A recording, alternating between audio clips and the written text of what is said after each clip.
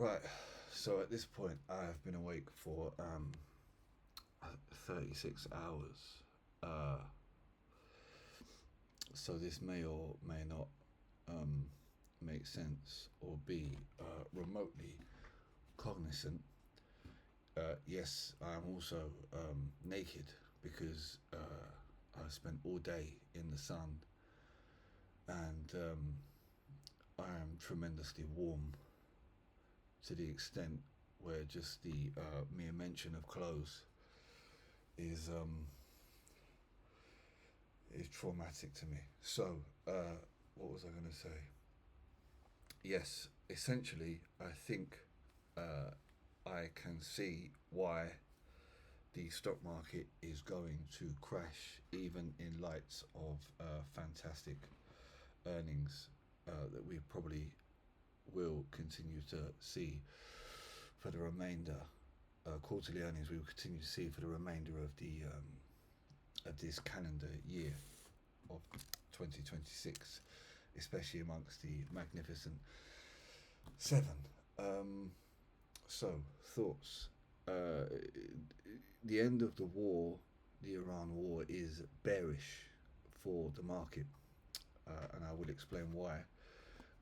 America currently has a fundamental advantage um, when it comes to. Hopefully, you can't hear this fan. I have a fan pointed at my grotesque naked physique here. Um, Somewhat like a melted candle right now. Anyway, um, America has a massive advantage compared to everybody else, owing to their huge resources of a huge amount of natural resources. I should say. I did say this would be painful to listen to, and this means that the inflation wave that the rest of the world, particularly Asia, will face as a result of rising um, natural resource prices originating from the Middle East. It won't hit America as hard as it will hit other countries, other regions, East Asia, Southeast Asia, South Asia, Europe in particular. Um, why this is a problem for the market if the Iran war ends is that the inflation introduced by the Iran war um, will not subside to any great extent following the cessation of hostilities between the US and Iran and its neighbors, and any Iranian proxy and Iran's neighbors, right? Um, so we will continue to see, inflation potentially hitting the higher single digits, low double digits, across regions that don't have ready access to their own natural resources. Um, why this causes a problem is that those nations will need to manage inflation by way of raising interest rates, um, which is fine. They will need to do that. The problem comes when America, having not suffered such issues owing to their vast personal natural resources and their current um, status as a massive exporter of natural resources. Um, this means that America will likely be able to hold or cut rates to a much greater extent than anybody else. Um, Adding to that, obviously Kevin Walsh is now um, the Fed chair, and he has made it his express wish to see interest rates cut. Um, I feel like I'm talking like a slam poet, but it's not. It's just when my brain is not functioning properly for being awake for so long. So anyway, Kevin Walsh has made it his express desire to cut interest rates at this moment in time.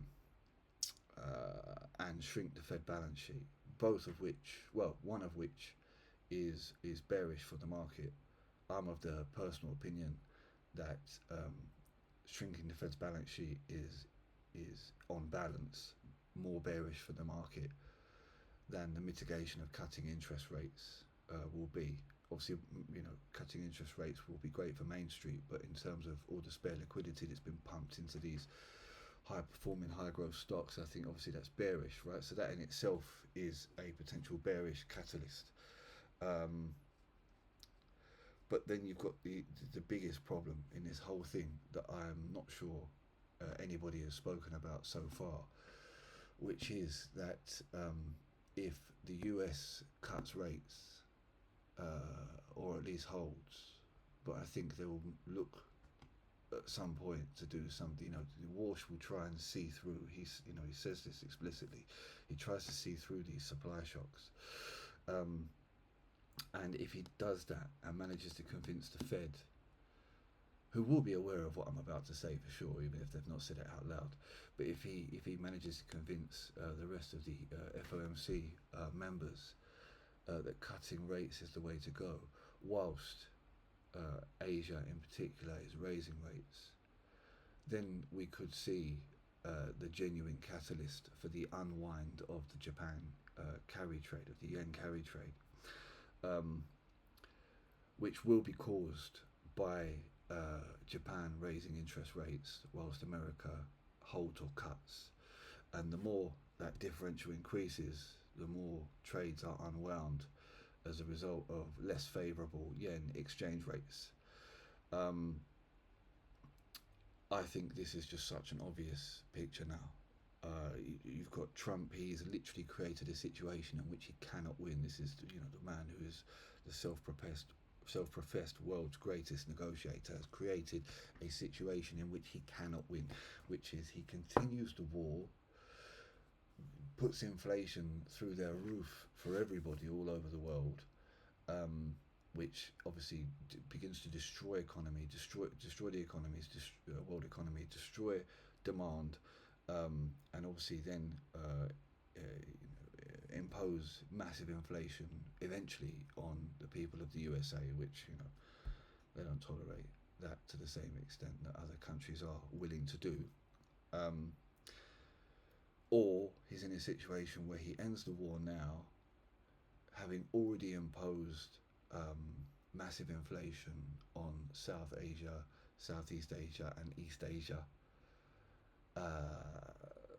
but avoids the worst of it for Americans, but in doing so creates this massive differential in interest rates between the Fed and the BOJ, which then very, very, very possibly ends up with a breakdown of the yen carry trade. So I just wanted to put this theory out because I think it's a real possibility that it's going to happen. And over the past certainly 36 hours of my wakefulness, but over the past sort of 2 or 3 days, it seems to me that this is becoming the most obvious state of play for the market. Trump cannot win this. This is, regardless, lots of people like Iran because they hate Trump or whatever the case is. I'm not talking about winning or losing like that. I don't care about that, frankly. But I mean, he can't win this in terms of there is no exit available to him that gives him, frankly, a soft landing. I don't see how it happens unless Besant does something with the BOJ or forces the BOJ into making decisions that isn't necessarily the best for Japan.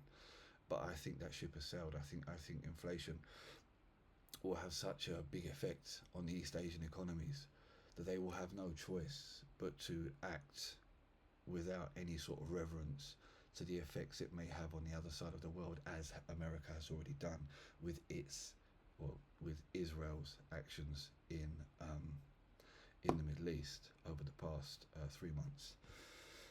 So yeah, I just wanted to record that in perpetuity, so when it happens, I can say I told you so.